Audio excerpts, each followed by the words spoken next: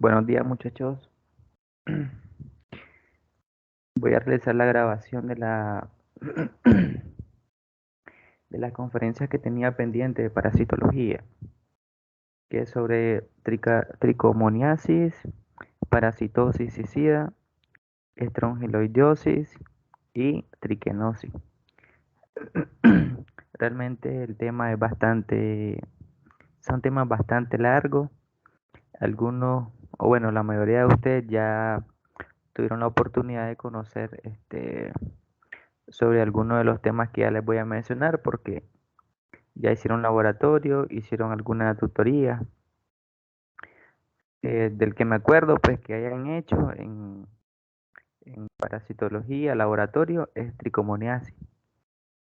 Estrongiloidiasis todavía no han visto, creo, y triquinelosis tampoco. Parece que no han visto. O bueno, no sé realmente si han hecho alguna actividad en evaluación de triquinela. Del parásito que vamos a comenzar hablando es de tricomoniasis. La tricomoniasis es causada por tres especies del género Tricomona. Está la Tricomona hominis, la tenas y la gingivalde. De las, de las tres, la que produce principalmente enfermedad de transmisión sexual es la Tricomona vaginalis. La tenax, su hábitat es la cavidad oral y la Tricomona hominis se encuentra principalmente en el intestino grueso. Aquí podemos ver la morfología característica de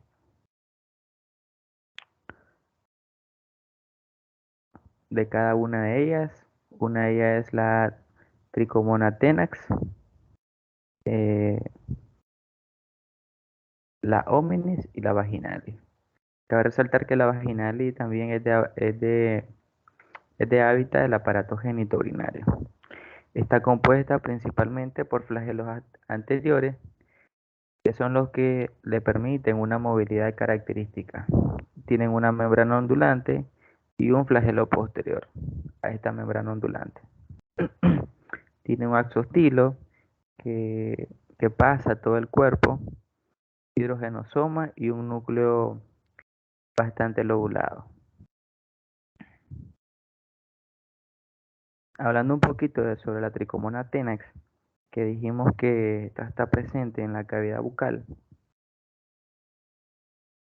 es el trofozoito más pequeño de las tres especies, de forma oval o piriforme, con diámetro mayor de 6 a 12 micras, que presenta cinco flagelos, cuatro anteriores libres y el quinto localizado en el borde de la membrana ondulante, sin salir del cuerpo. Uno que está por acá, al borde de la membrana ondulante.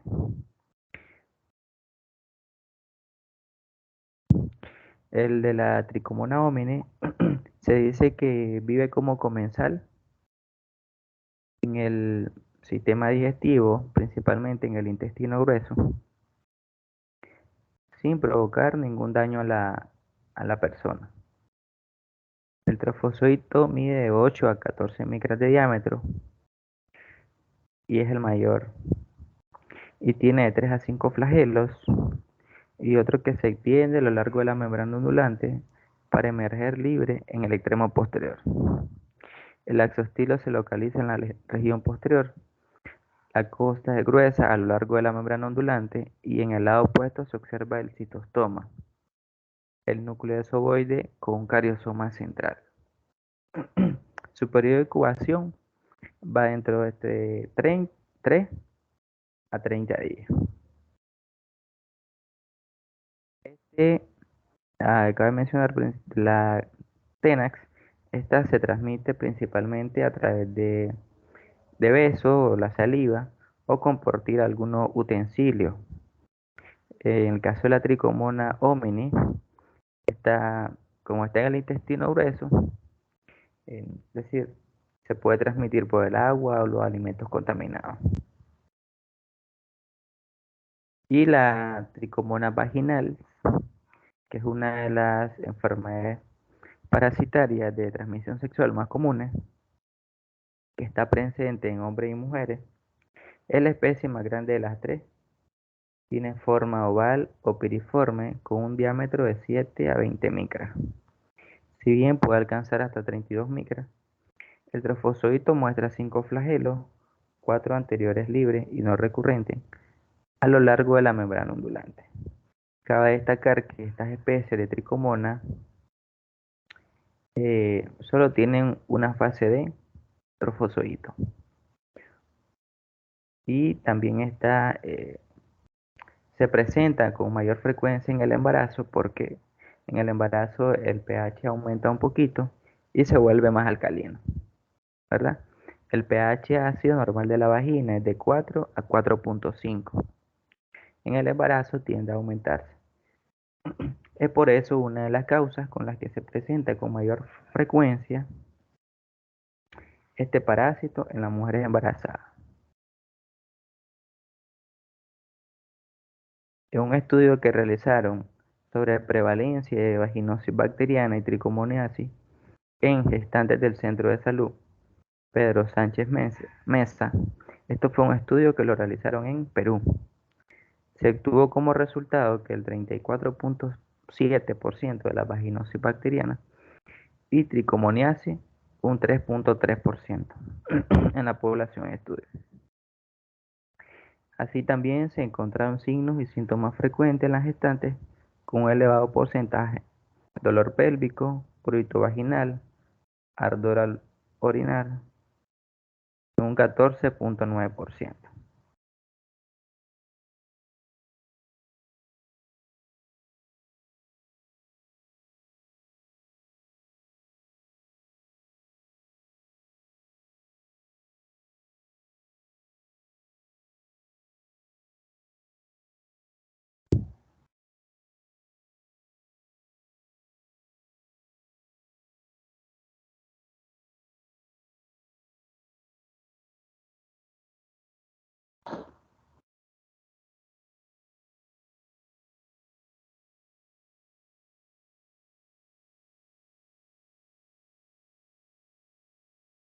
La epidemiología de la tricomoniasis es causada por el parásito protozoario Trichomonas vaginalis.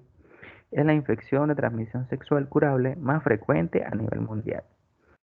En comparación con las infecciones por clamidia y otras ITS, con tasas de prevalencia mayor en mujeres de 15 a 25 años. Las infecciones por Trichomonas vaginalis parecen alcanzar un máximo en una fase considerable más avanzada de la vida, entre los 40 y los 50 años.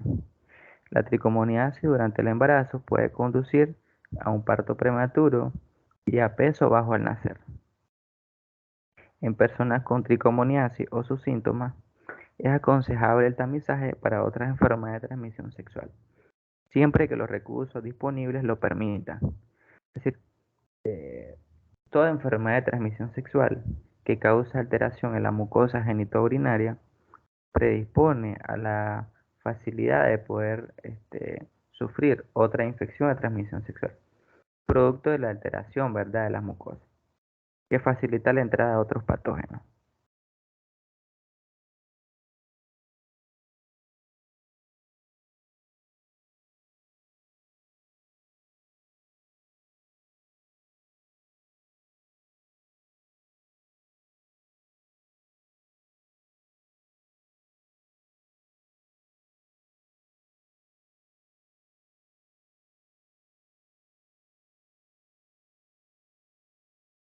En cuanto a los mecanismos patogénicos, la mayoría de las cepas presentan baja patogenicidad, razón por la cual un alto porcentaje de individuos infectados permanece asintomático. Es decir, en la mayoría de los casos, eh, como tiene una baja patogenicidad, no se presentan síntomas. Y los que pueden presentar un poco más de síntomas son las mujeres. Los hombres son los menos asintomáticos. La aparición de los síntomas se debe algunas veces a la asociación con infecciones bacterianas. El reconocimiento de las proteínas de la matriz extracelular, como la laminina y la fibronectrina, se correlaciona con la invasividad. Cabe enfatizar que este parásito se le ha comprobado más de 23 proteasas, la mayor parte cisteína proteasa, algunas involucradas en los mecanismos de citotoxicidad, hemólisis, evasión de la respuesta inmune y en los procesos de citoadherencia. Aquí tenemos un pequeño póster, por decir así, de información sobre la tricomoniasis, los principales síntomas, qué es. Ya hablamos de qué es la tricomoniasis, que es una infección parasitaria causada por Trichomonas vaginalis. Esta causa síntomas en las mujeres, pero la mayoría de los hombres no tienen síntomas. Se transmite por contacto sexual con una pareja infectada. También otra forma de transmisión de la tricomonas vaginales es a través de fomites, de ropa, de toalla o de cualquier vestimenta que a veces las personas comparten. Entonces esta se puede transmitir a través de fomites porque se ha encontrado en niños recién nacidos incluso. Entonces no solamente se transmite por contacto sexual. Los síntomas más comunes: flujo vaginal de color verde, amarillo o gris, mal olor, picazón alrededor de la vagina, dolor durante las relaciones sexuales y disuria o ardor al orinar.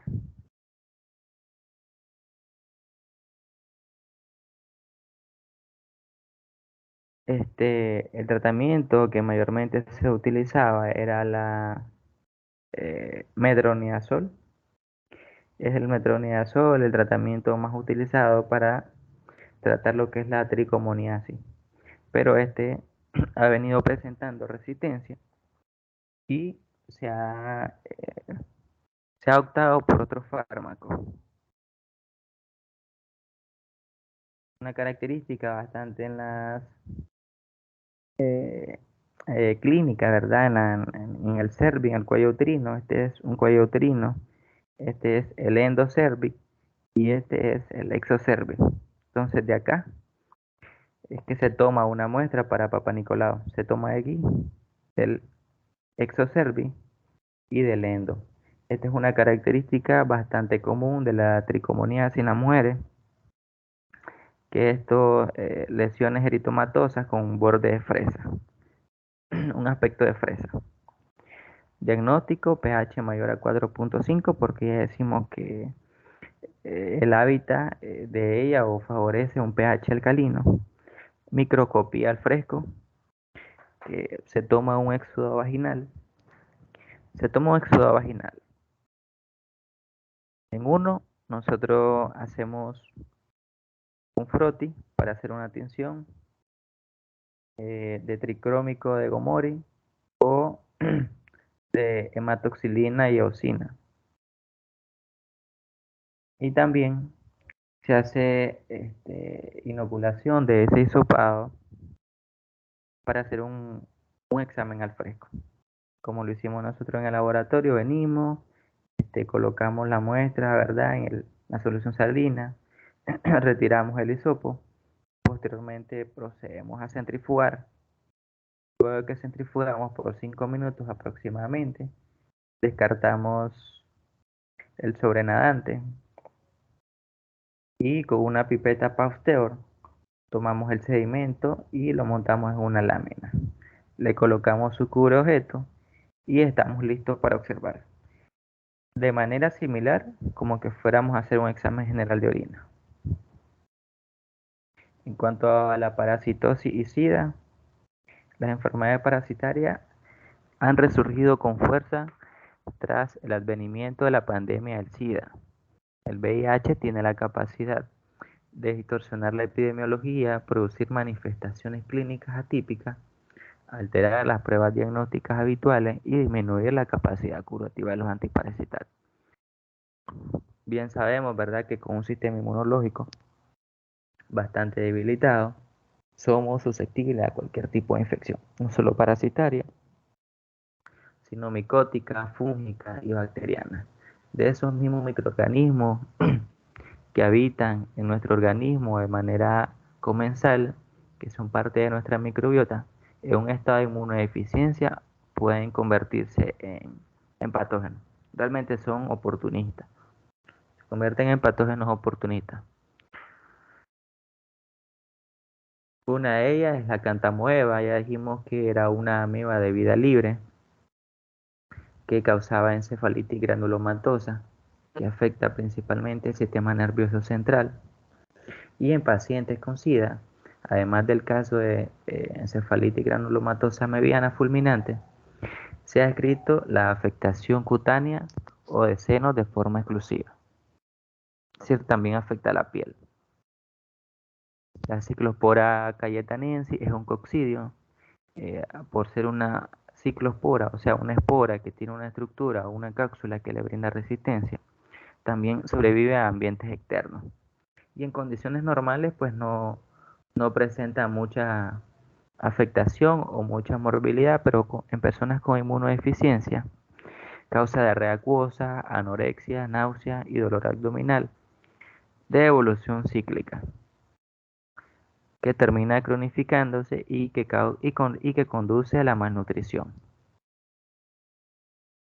Otro de ellos es el Microsporidium parvum, al igual que la Isospora bellis, son coccidios muy frecuentes en los pacientes con VIH, con diarrea crónica, diarrea acuosa, dolor abdominal, náusea, vómitos, pérdida de peso y fiebre, y que lleva al paciente a una malnutrición severa, igual que la Isospora bellis.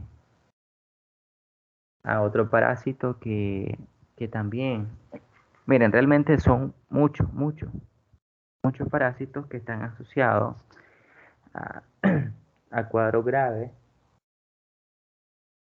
cuando se presenta SIDA. Pero en el caso de la toxoplasmosis también. En la conferencia que tuvimos, eh, describía de que la toxoplasmosis en la mayoría de los casos, en un 90%, es asintomática en personas sanas. Pero en personas con VIH o SIDA principalmente, dice que se puede presentar de forma aguda o subaguda con cefalea, fiebre y alteraciones del estado mental, causando principalmente encefalitis. También puede causar corioretinitis, que son unas afecciones en el ojo, pulmón, eh, testículo, hígado, ganglios, vaso, hígado y páncreas. Esto ocasionado por la toxoplasmosis. Me acuerdo un caso de VIH-Sida, un señor que él no fue diagnosticado por que tenía VIH, pues él no sabía que tenía VIH. Hasta que por el cuadro clínico y la epidemiología le realizaron una prueba de toxoplasmosis y salió positivo. Y desde ahí sospecharon de una infección por VIH porque la toxoplasmosis no es bastante asintomática, ¿verdad? A menos que sean embarazadas y recién nacidos. Que en recién nacido ya sabemos que tiene alteraciones graves como la corretinitis, calcificaciones intracraneales, hidrocefalia. El estrongiloides stercorali es uno de los helmintos de los que vamos a hablar hoy. Y cuando se asocia a VIH, causa algo que se llama hiperinfección, síndrome de hiperinfección, que inicialmente considerado como una enfermedad indicadora de SIDA por la OMS. Pero hay bastante asociación significativa entre la presencia de SIDA y la hiperinfección por estrongiloides stercorali. El parasitismo se hace entonces oportunista y se desboca. Los parásitos comensales se pueden convertir en patógenos. Los pocos patógenos se pueden tornar agresivos o aberrantes. Los lactantes se pueden reactivar, o los latentes, perdón, se pueden reactivar y el parasitismo se cronifica. Esto es en cuanto a al tema sobre parasitosis y SIDA. Que realmente hay muchos parásitos, hay más parásitos eh, que están asociados a cuadros graves de la enfermedad cuando está presente SIDA. Bueno, otro de ellos es el estrongiloidosis, Este es el minto, un nematodo, un parásito o un gusano considerado como de vida libre porque puede sobrevivir en el huésped y también en el ambiente. La parasitosis causada por especies del género Strongyloides que pertenece a la subfamilia Rhabdiaceae, familia Strongyloidae, caracterizados por ser pequeños y encontrarse en el agua y en el suelo como organismos de vida libre. Aquí tenemos las características de las hembras y machos de vida libre, donde podemos observar acá en esta parte. Esto vendría siendo la boca de de una hembra, ¿verdad? Y con sus labios. Puede medir 10 micras aproximadamente. Y acá tenemos los ovarios y el receptáculo seminal. En cuanto al ciclo de vida, en cuanto al ciclo de vida del Strongyloides stercoralis, tenemos que la fase infectiva es la larva filariforme, L3. Esta es la fase infectiva. Y la fase que permite el diagnóstico es la larva rhabditoide, que es eliminada en la S. En este caso, el estadio diagnóstico no hace el huevo. Sí produce huevo, pero no es el estadio diagnóstico. Bueno, entonces comencemos así. Esta larva rhabditoide es eliminada a través de la materia fecal y tiene dos opciones. Uno, se puede transformar directamente en larva filariforme, que es la fase infectiva por el humano, a través de la piel, penetra la piel, es decir, por andar descalzo en diferentes lugares, entonces este parásito puede penetrar y alcanzar la piel. O se produce una autoinfección. ¿Qué significa que una autoinfección? Que dentro del mismo organismo que se producen las larvas rhabditoides, rápidamente se convierte en larva filariforme. Ya sabemos que la larva rhabditoide es el estadio diagnóstico. Y la filariforme por lo general la encontramos en el ambiente, al aire libre, es decir, de vida libre. Pero esta larva rhabditoide, antes de salir por la materia fecal, se puede transformar en una larva filariforme y ayudar a la hiperinfección.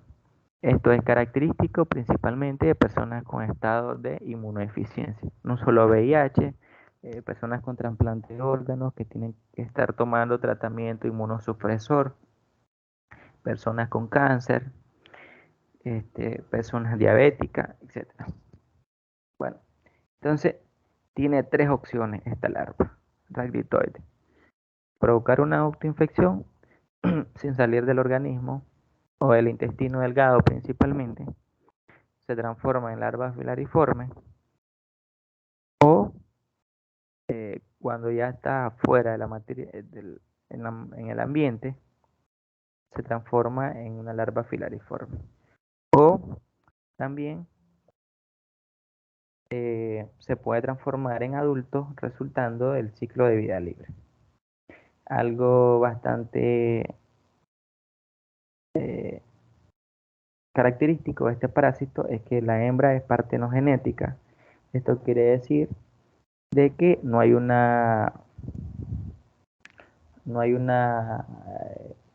fusión o una fecundación entre el macho y la hembra, sino que en la parte que tiene la hembra del receptáculo seminal eh, recibe los espermatozoides del macho y luego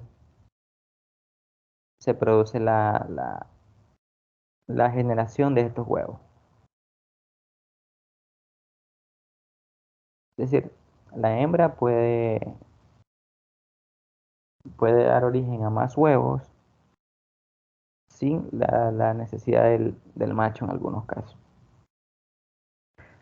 Luego estos huevos dan origen a la larva rhabditoide eclosionada del huevo.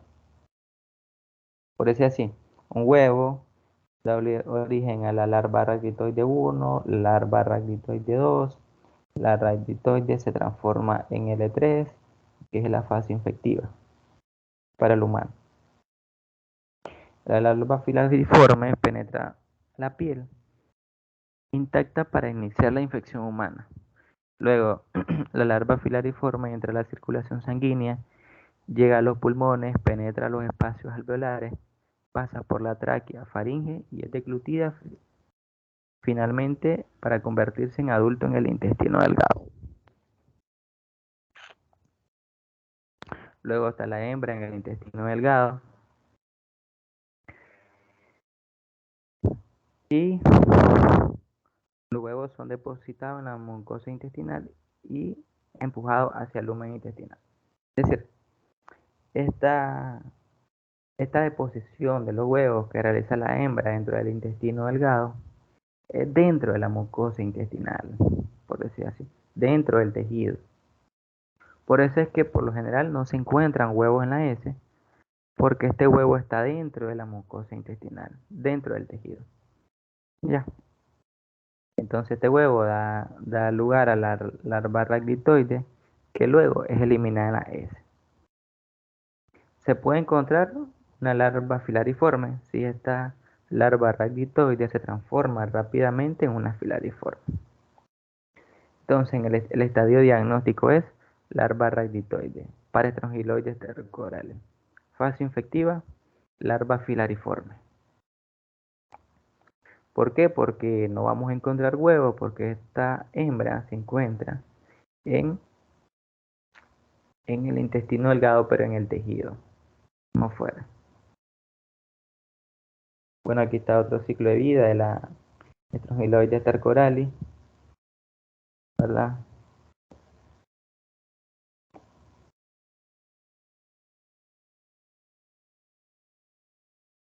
Está, una vez que llega al intestino delgado, en 24 horas alcanza la circulación sanguínea y llega hasta los pulmones, luego sube a la tráquea, a la laringe, luego es deglutida para ubicarse en su hábitat, que es el intestino delgado.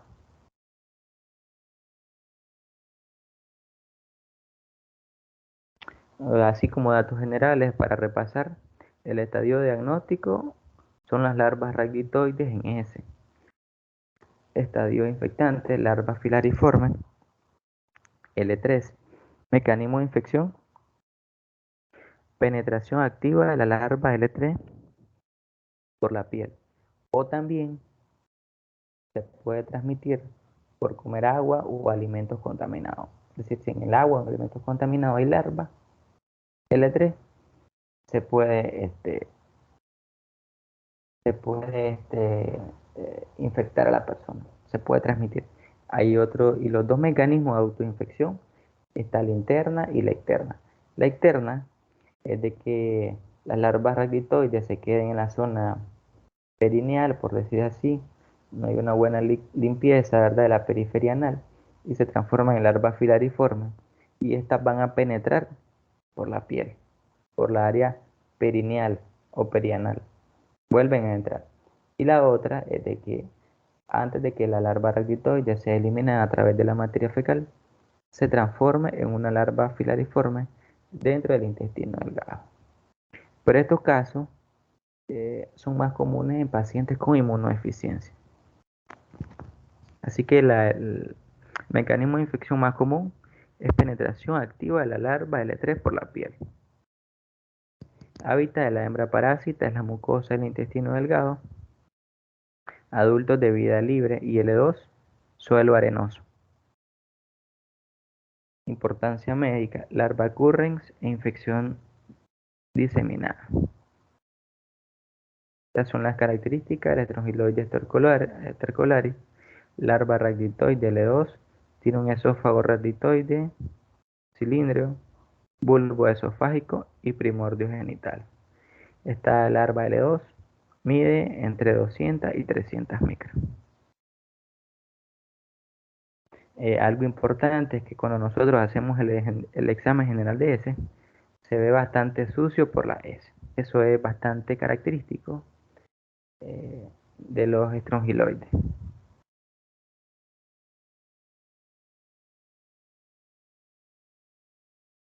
Aquí tenemos otra imagen. Estrongiloides stercoralis, larva filariforme L3, igual el esófago largo. Esta tiene un tamaño mayor de 600 micras. Y en el caso de la punta de la cola, termina en muesca. Es como cuadradita, ¿ves? La larva filariforme L3.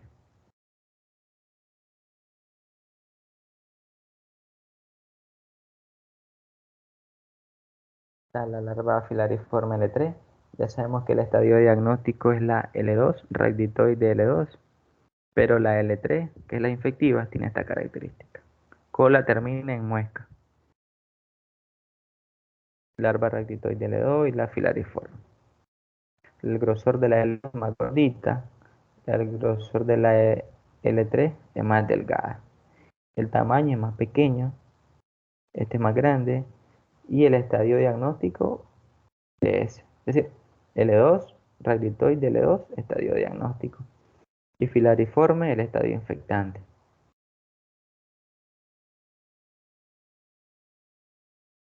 Y tenemos un macho y una hembra.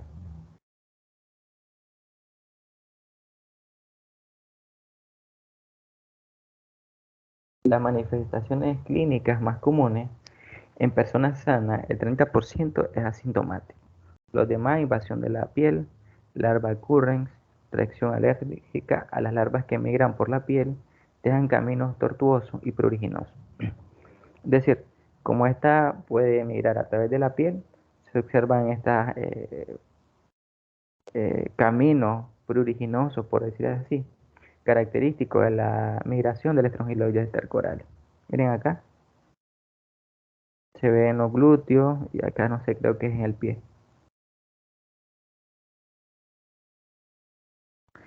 También cuando, esa es una manifestación clínica en la piel, cuando hay invasión en la piel, ¿verdad? Si hablamos de diagnóstico, primero características clínicas. Entonces, invasiones en la piel, estas son. Esto es lo que podemos observar. Son como caminos tortuosos o pruriginosos, característicos de la migración de esta larva. Si es en la fase pulmonar, como esta rompe los vasos sanguíneos, ¿verdad? Para atravesar los alveolos, puede causar también algo que se le llama neumonía eosinofílica o síndrome de Loeffler, característico del ácaris. Tos, sibilancia, disnea, infiltrados pulmonares transitorios acompañados de eosinofilia. Y si es parasitación en el intestino delgado, inflamación y formación de úlceras que provoca dolor e hipersensibilidad epigástrica, vómitos, diarrea, a veces con sangre.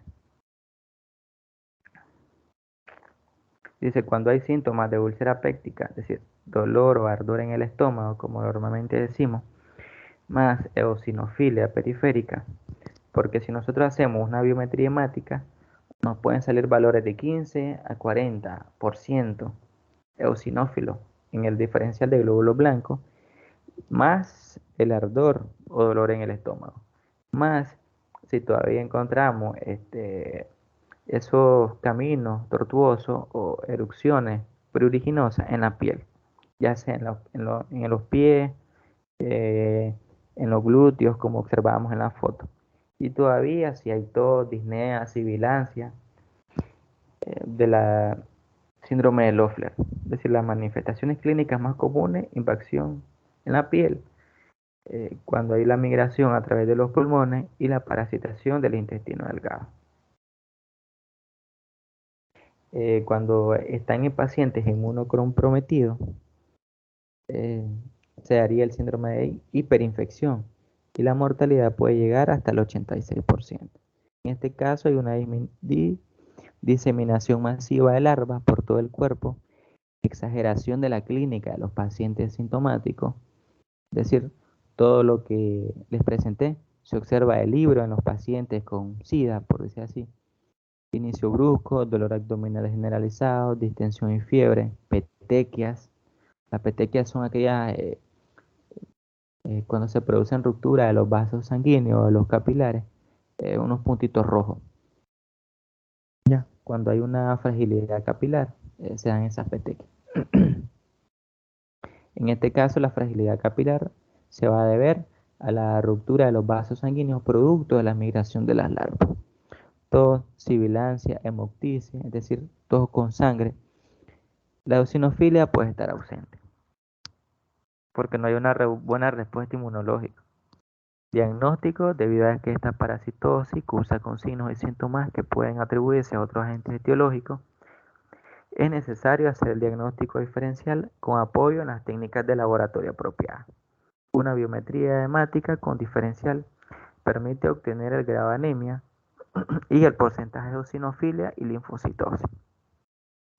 Los exámenes parasitológicos revelan la presencia del agente etiológico y en los pacientes graves es necesario el interrogatorio respecto a la medicación con agentes inmunosupresores. Bueno, diagnóstico, características clínicas, las que ya les mencioné, características epidemiológicas. También se pueden hacer exámenes coprológicos, haciendo seriados de materia fecal. Se pueden hacer métodos de concentración, ya sea por flotación, por sedimentación, por centrifugación principalmente, para aumentar la sensibilidad diagnóstica. También está otro, que es el método de Barman, que en este se coloca agua tibia más o menos a 40 grados. Se coloca un colador, un embudo de vidrio y con una gasa. En una gasa se coloca la materia fecal, más o menos 20 gramos. La idea es de que esa materia fecal haga contacto con el agua tibia. Entonces, si hay presencia de larva rhabditoide L2, estas van a migrar hacia el fondo del cono, ¿verdad? Migran hacia el fondo del cono y luego son recogidos con una pipetita o con un tubo de ensayo. Esto ayuda pues a concentrar las larvas rhabditoides estrongiloides estercorales. También se utiliza en cultivo. El más utilizado es la mezcla de la materia fecal con carbón molido y estéril y arena, que se mantiene húmedo a temperatura ambiente. En este caso, no se... Bueno, eso es para cultivar las amebas de vida libre, las hembras de vida libre o los gusanos de vida libre. Pero hay otro cultivo que se utiliza, por decir así, agar nutritivo, para ver los caminos serpentiginosos de la larva.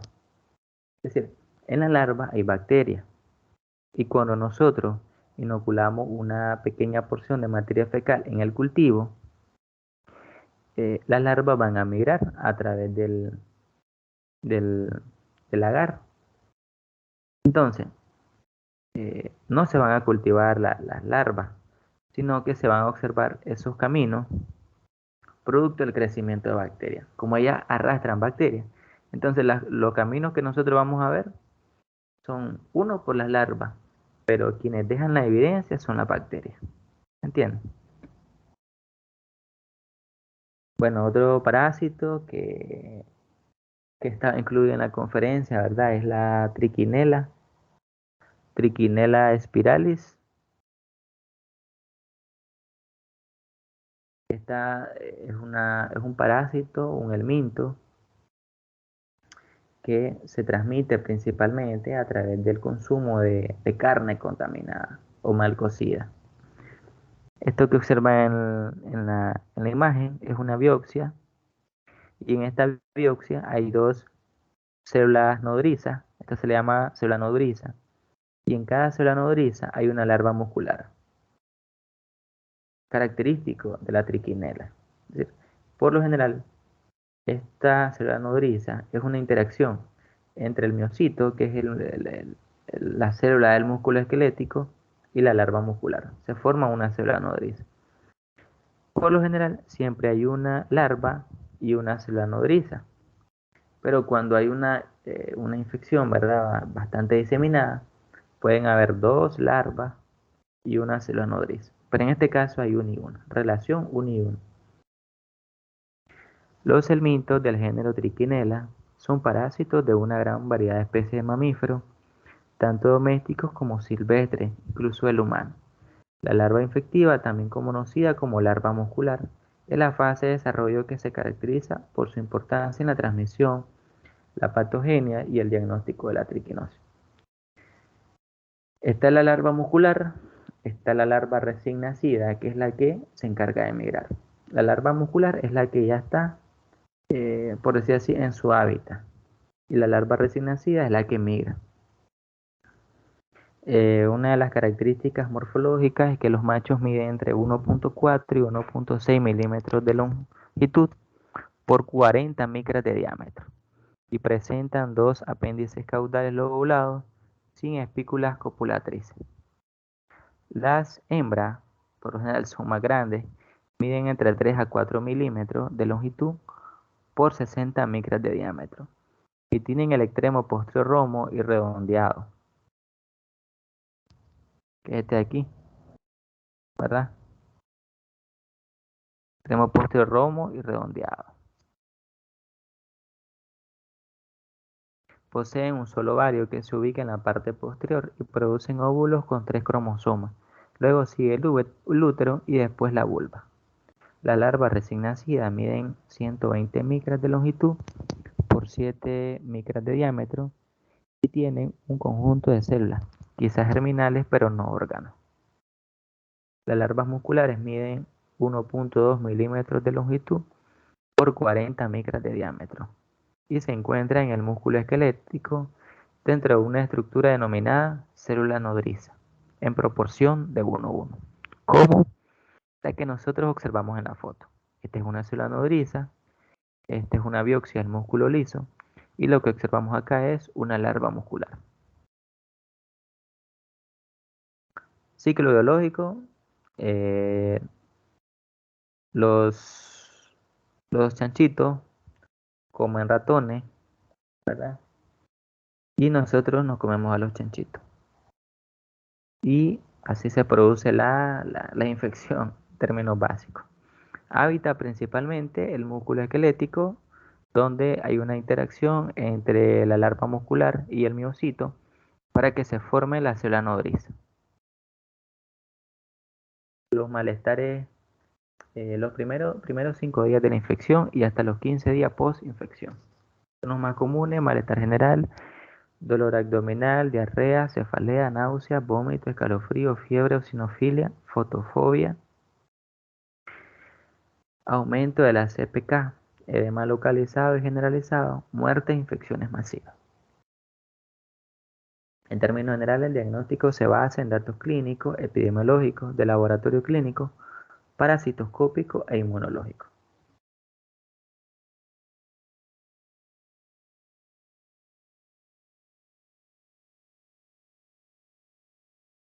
Ustedes saben cómo este parásito se encuentra en el músculo esquelético, no lo vamos a encontrar en la materia fecal. Se pueden hacer biopsias o estudios serológicos, estudios de amplificación de ácidos nucleicos principalmente.